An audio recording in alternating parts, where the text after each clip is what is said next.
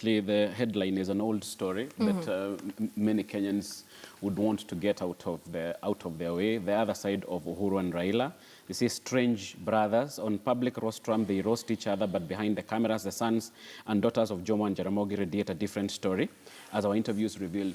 What I get often when I blog is that there is a growing feeling in the country that these two dynasties need to exit the political stage. It's a narrative that is growing, that until we have new players and until we have the ability to think outside these two dynasties, we are stuck in a spiral that is taking us nowhere.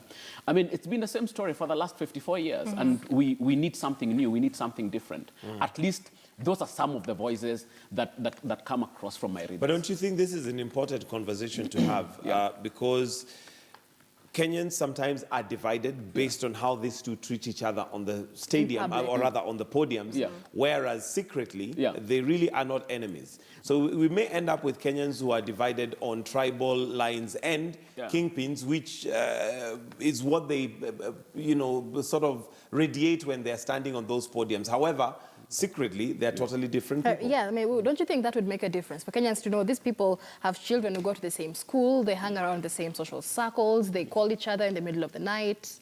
I cannot say that they are not enemies, okay? What I can say is they cannot be enemies. It is not possible for them to be enemies. These are the beneficiaries of the status quo. They are the people who have more to lose in dismantling the status quo than any of us in this country has.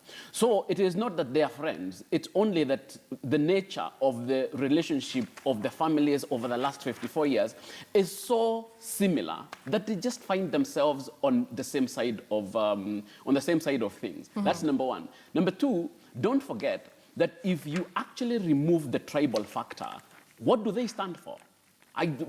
It's difficult to tell.